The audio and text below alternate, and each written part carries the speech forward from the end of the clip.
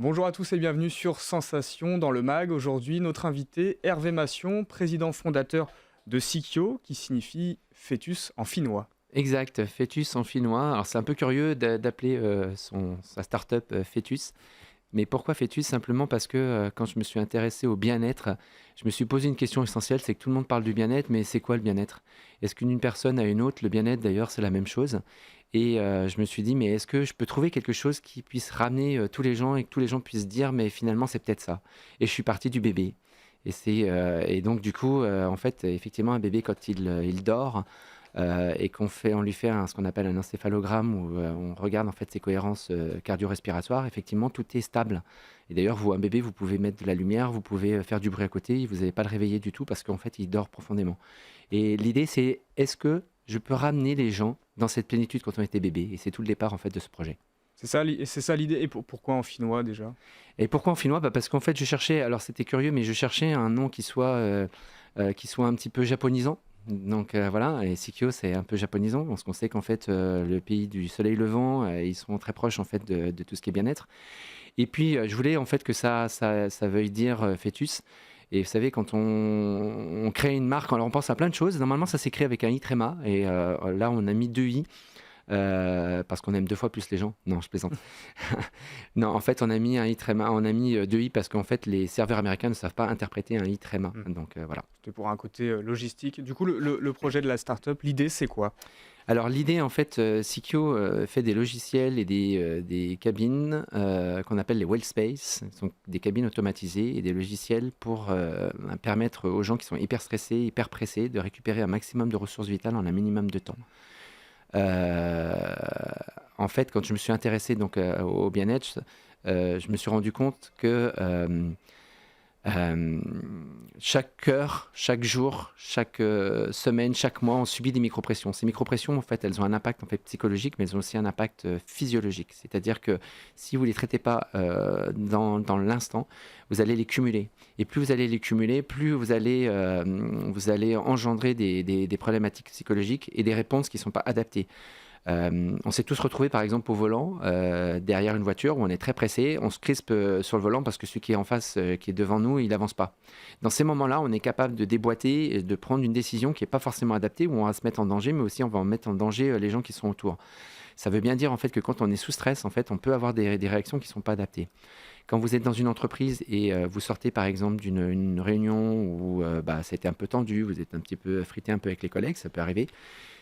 La problématique, c'est qu'est-ce que vous faites avec. Donc, si vous allez l'accumuler, en fait, cette pression, parce que vous allez la mentaliser toute la journée, le moindre collègue qui va arriver va vous faire une réflexion, ça va partir.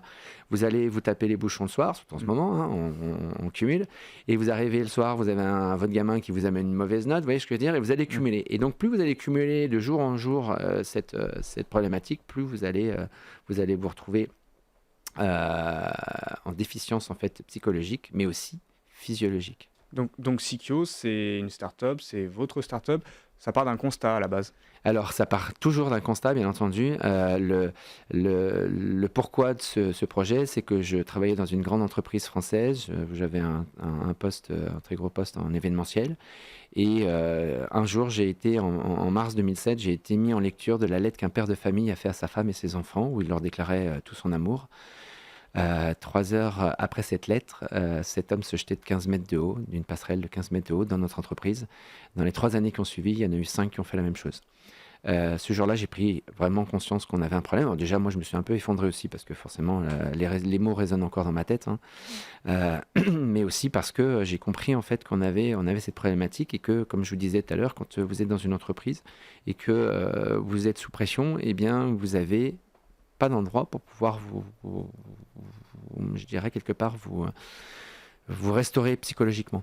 Et donc, l'idée, c'était de créer des machines. Donc, c'est une machine, ça s'appelle une Wellspace, dans laquelle on a implémenté une intelligence artificielle qu'on a matérialisée par un avatar. L'avatar, vous la voyez, mais elle vous voit, elle vous entend, elle vous comprend. C'est-à-dire qu'elle vous pose une question, vous répondez, elle est capable de l'interpréter, mais en même temps, elle vous voit physiologiquement, c'est-à-dire qu'à l'intérieur de la machine, On a mis des capteurs dits métriques par exemple, qui vont venir prendre des mesures, des capteurs dits myotatiques, myopurmus, qui vont venir prendre des tensions musculaires. Mais on va aller chercher des informations qui sont ce qu'on appelle du neuro et biofeedback. On va chercher votre saturation d'oxygène, votre pouls cardiaque, la dilatation de la pupille. On va aller chercher, on va aller faire ce qu'on appelle du morphing.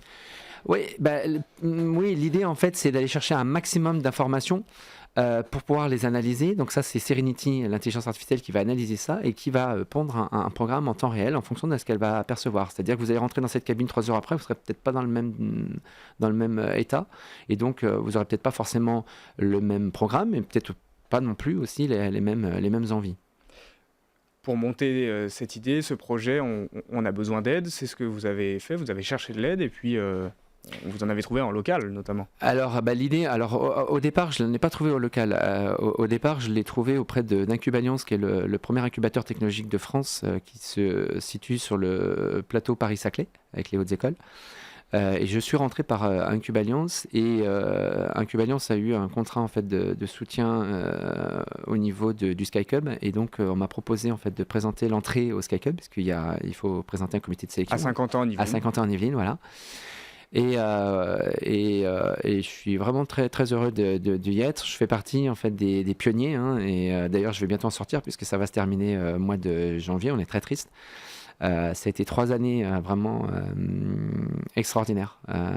Et de monter une start-up, franchement, je conseille à tous les gens qui veulent partir dans cette aventure, même si c'est quand même difficile en France. Hein. C'est très très difficile d'être start-upper en France. Parce que malgré ce qu'on nous annonce, on nous dit qu'on avait beaucoup de structures. La réalité, c'est qu'on est vraiment, on se sent quand même plus ou moins seul, mais je dirais le fait d'intégrer des Sky Cub ou des Ski Cub et des structures comme celle-là, ça vous permet en fait d'aller chercher des supports et des soutiens en interne et sur le territoire qui sont quand même pas négligeables. Donc c'est un suivi, un soutien et un suivi durant 3 ans. Concrètement, ça se matérialise? Alors normalement c'est 2 ans. Hein. Il faut en fait vous y rentrez pour 2 ans. Ils se sont rendus compte, parce qu'on a été les premiers en fait, qu'il y a des projets comme le mien qui sont des projets un peu industriels, qui sont beaucoup plus difficiles. Vous avez des projets comme des plateformes, des applications par exemple, où c'est beaucoup plus, je dirais, simple. On sait à peu près combien de temps il faut pour pouvoir développer ce genre de... Pour vous, concrètement, qu'est-ce que ça vous a apporté, le Ski Club? Ce que ça m'a apporté, sa structure. Hein, c'est-à-dire que vous apprenez, vous savez, on s'improvise pas chef d'entreprise d'une entreprise industrielle comme la mienne, et on s'improvise encore moins chef de projet. On a besoin d'apprendre, et on apprend tous les jours. Et ce qui est important, c'est qu'on est dans le plus beau pays du monde. Les gens ne se rendent pas compte. Là, aujourd'hui, il y a beaucoup de gens qui sont dans la rue, mais il suffit juste de voyager un peu pour comprendre qu'on est dans le plus beau pays du monde. On a les meilleurs travailleurs au monde, on a les meilleurs ingénieurs, les meilleurs chercheurs. Mais l'idée, c'est que dès que vous ouvrez votre télé, vous voyez que des gens qui s'insultent et qui se tapent dessus. Ça serait bien qu'on puisse montrer aussi un peu tous ces gens en fait qui tous les jours font travailler notre société, qui sont peut-être des petites PME, qui tous les fins de mois se disent mais qu'est-ce que je vais pouvoir faire. Et bien l'idée en fait avec un Sky Cup comme ça, c'est de nous ouvrir justement à apprendre le métier d'entrepreneur, parce que c'est un métier qui s'apprend.